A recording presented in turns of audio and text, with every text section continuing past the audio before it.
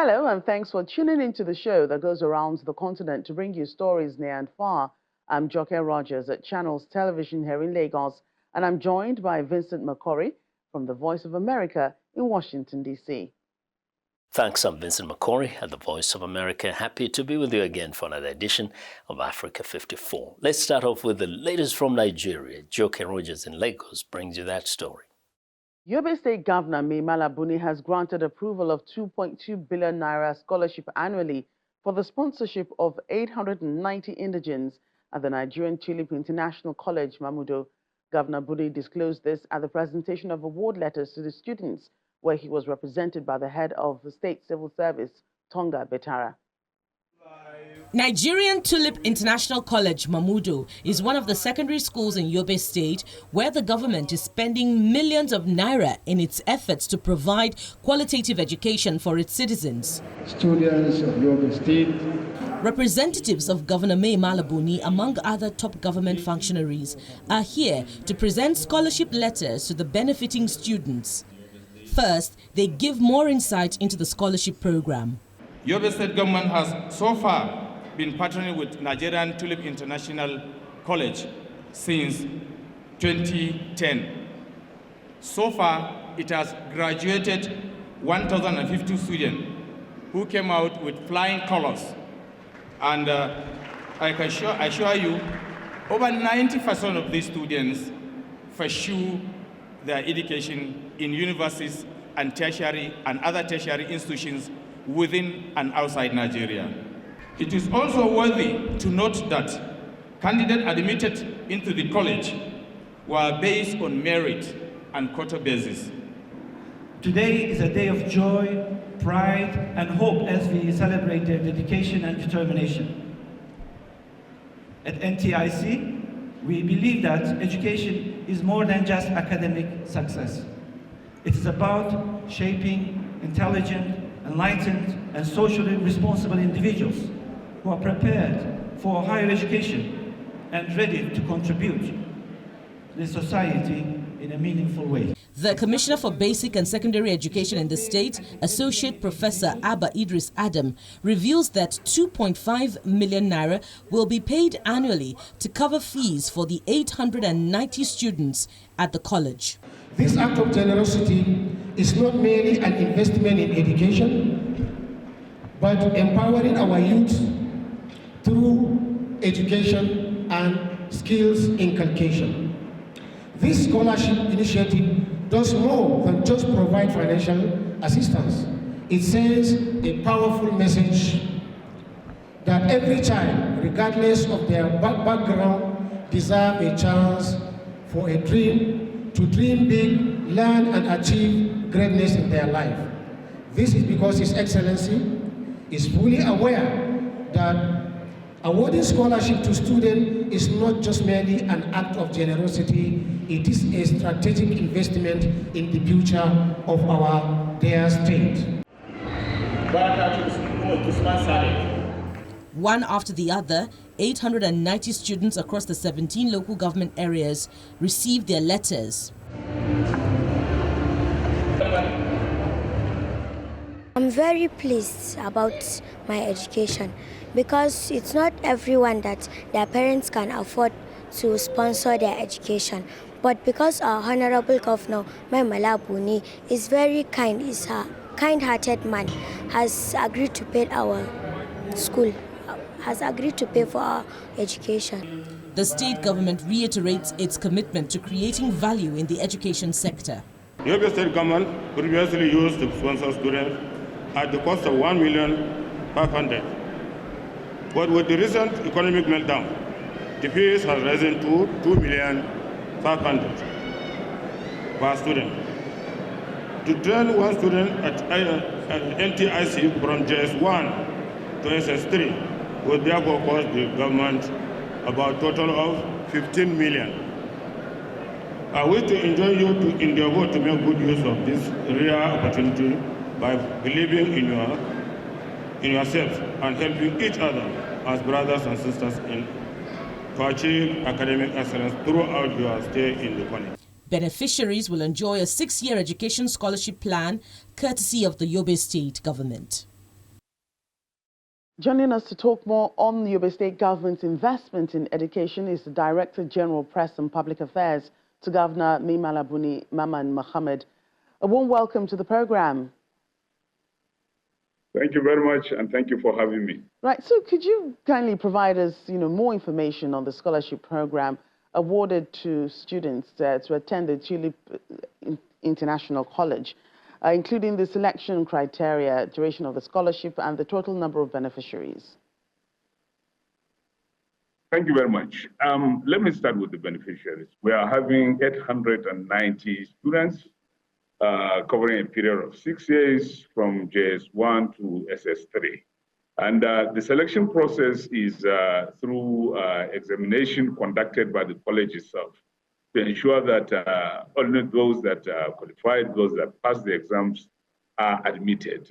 So if there is any other time the state needs this kind of intervention, of course, it is now that government is working hard to rejuvenate education and to ensure that the students are given the opportunity to read in study in the best schools. And of course, that is why the state government is spending this much to give them the opportunity to go to Tulip International schools. And another advantage is the partnership this college is having with some other world-class universities across the globe. For students who have studied in Tulip, they have the opportunity to gain admission in some of these world-renowned institutions. So it's a kind of healthy investment in education that the government is making. And of course, we have seen the results so far over the years. Students from this college have gained admission in international universities and, of course, have done the state proud. Recently, the state government took a bold step to spend, this amount of money for 890 students, as you've just explained in your comments recently. What do you intend to achieve on the long run? You've spoken about the students being able to get admission into world-class institutions, for their future education endeavors. But I'm sure there are other things that the state government intends to achieve with this. Yeah, it is gratifying to note that while government is giving this sponsorship, at the same time, it is working on other schools in the state. That is to say, the schools that were destroyed by the crisis, over 250 schools were affected and they've been reconstructed. So government is investing so much in these schools, and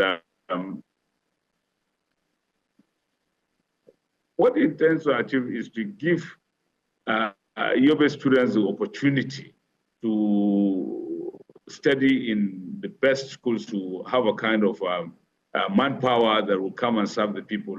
As we speak now, the state government is also sponsoring over 38,000 students in universities across both at home and in foreign countries.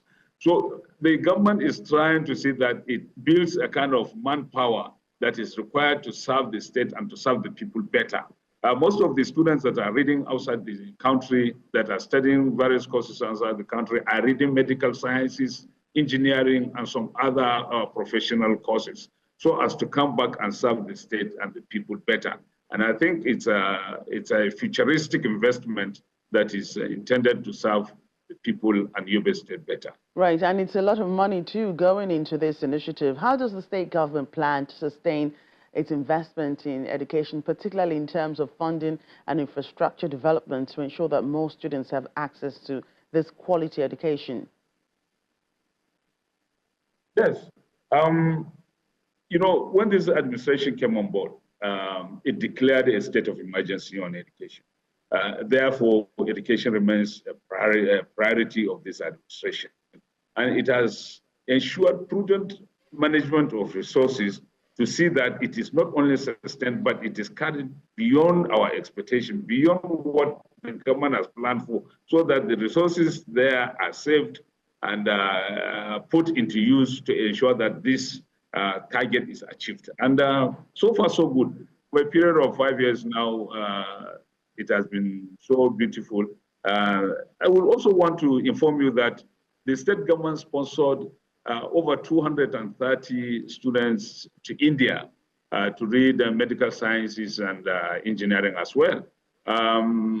These students have just graduated. They are back to the state, and of course, it has gone without a hitch because of the commitment of this administration to education. We celebrated their return recently, and it's a thing that gladdens everybody's heart. And we've seen the commitment of government to ensure that nobody, there is no gap in the financial sponsorship, which made not just the Yobe state, but of course, Nigeria proud, because the Nigerian embassy in India commended Yobe state government for ensuring that, yes, it is up to date in payments of its tuition fees and other things. So it is a commitment that government is determined to execute, and of course it is working. Right. The Director General Press and Public Affairs to the May Malabuni of Yobe State, Maman Mohammed. A pleasure again having you on the program today. Thank you for having me. I appreciate it. The UN has declared a famine in at least 5 areas of Sudan where it says people are dying daily from starvation and related illnesses. One of those areas includes the besieged Zamzam displacement camp in North Dafur. Reporter Henry Wilkins spoke to refugees who fled the camp. This man arrived at a refugee site at Chad's border with Sudan 2 days earlier, after making a perilous 340-kilometre journey on foot from the Zamzam displacement camp in North Darfur. The camp is gripped by famine and besieged by the hostile Rapid Support Forces, or RSF. The man asked to remain anonymous for security reasons. I swear, what is happening in Zamzam is devastating. Explosions have turned citizens into corpses. No money and no food. Sometimes you go the whole day eating only one meal. He recounted how he and other members of the community in Zamzam had to bury 25 infants who had died of starvation. According to the UN, parts of Darfur are in a state of famine, the world's first in 7 years. Aid groups and residents say the camp of 300,000 inhabitants is also being regularly shelled by the RSF, one of the warring parties in Sudan's civil war that evolved from the Janjaweed militia. Another Zamzam resident who fled to Chad also asked to remain anonymous for fear of reprisals. When we first arrived, we thought it would be safe because humanitarian organizations were based there. We assumed the Janjaweed wouldn't attack them, but they did. He said the young and the elderly were the first to perish. The elderly and children were the most vulnerable. Many families lost their young ones due to malnutrition and lack of medical care. The UN's World Food Programme says the famine stems from conflict. And I think the main point is, this is a man-made conflict, and the famine, as a result, is also man-made. And the solution can only be man-made. A humanitarian pause would be required to ramp up to the scale that's needed to prevent this from really becoming one of the world's worst hunger or famine situations in decades. As the UN continues to distribute food for the refugees here in Chad, it says the famine in Darfur is expected to spread to 5 more regions of Sudan by mid-2025. Henry Wilkins, VOA News, Adre, Chad. The ambassador of the European Union to Nigeria and ECOWAS, Ambassador Gautier Mignon, is calling on the government at all levels to ensure that issues concerning women's rights and protection are reflected in the nation's constitution review.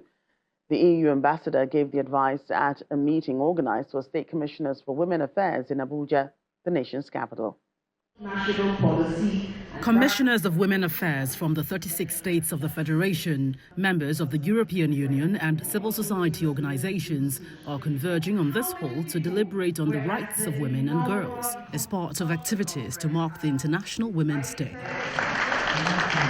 The event builds on the success of the inaugural conference held last year and underscores the European Union's commitment to enhancing rights, protection, and justice for women, children, and persons with disabilities in Nigeria. The ministries, in particular the commissioners, play a very critical role to serve as catalysts for change, to also serve as coordinators of implementation of policies in the states, but more importantly for me, to serve as influencers within the cabinet. You've been appointed by your governors to lead in these areas, and I believe that with your input, with your pressure from you, you'll be able to influence perhaps additional resources and also perhaps ensuring that policies and legislation are adopted.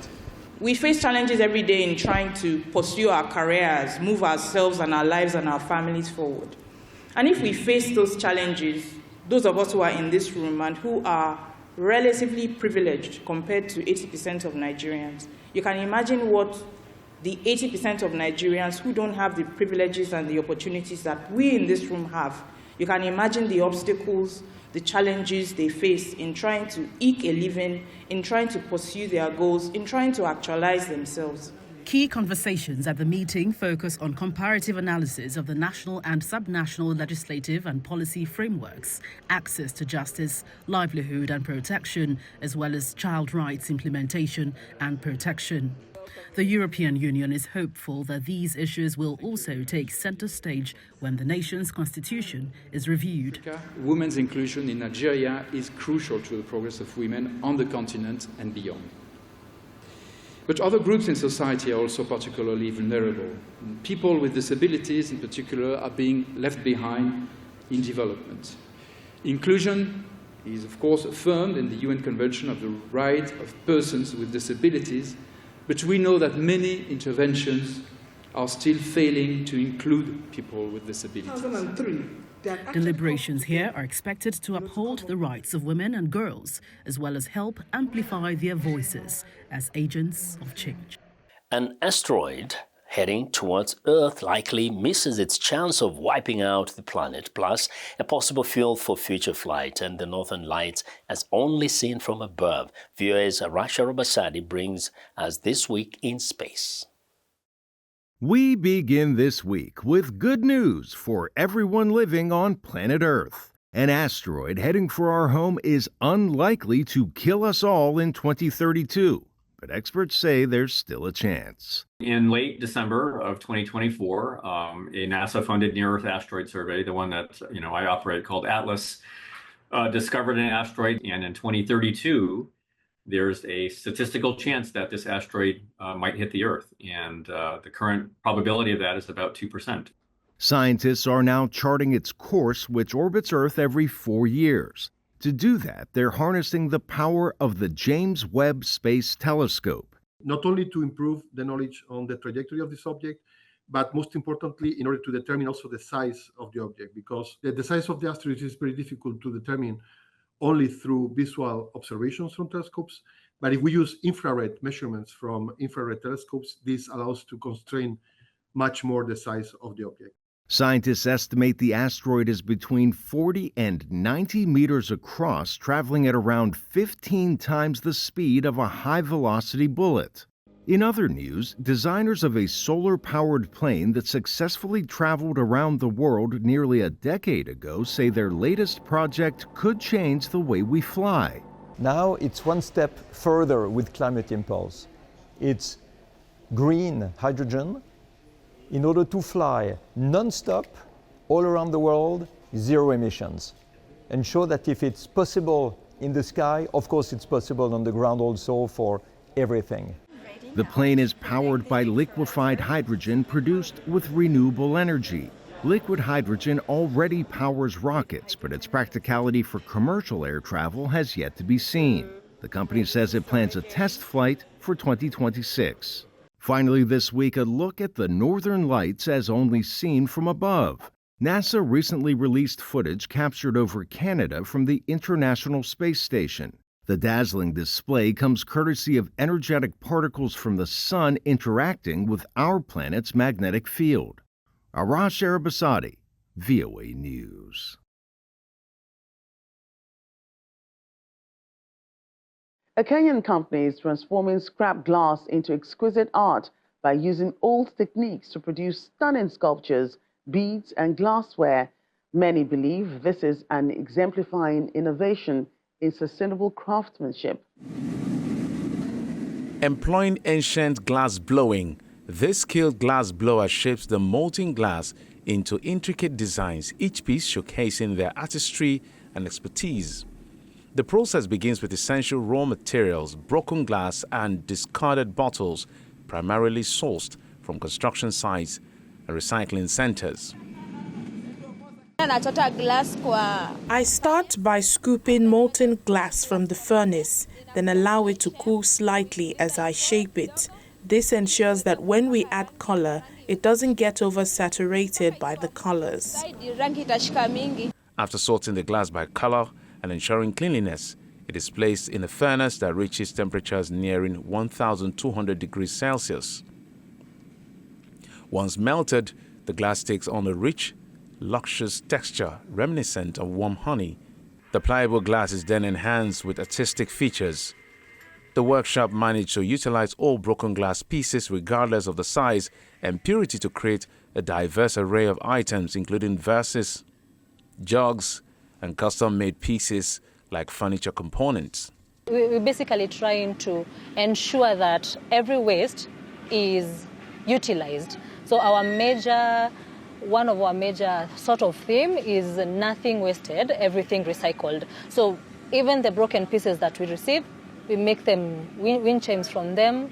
Any broken pieces, we can have them grinded, mixed with sand, and make something out of them. So basically nothing goes to waste. The administrator also noted that the local community has shown significant support for the initiative, turning the workshop into a tourist attraction where visitors can engage in the glass-making process and acquire some of the stunning pieces. It wasn't known per se, but right now we have received many local people coming in and also trying to help in the waste reduction process. It has been helpful to them, and also the fact that they can come and see something amazing done from waste. So far we've seen very many people interested in this job, and also coming and getting to see the beautiful art, as you can see. Notably, glass constitutes 2% of Kenya's waste, and that's according to Global Recycling. Well, and that's our show for today. You can find all the continent's top news and world news online at voaafrica.com. Check it out. I'm Vincent McCory in Washington. Channels Television has our last word.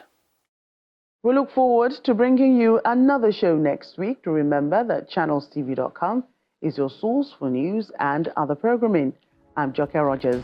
Thanks for watching and goodbye.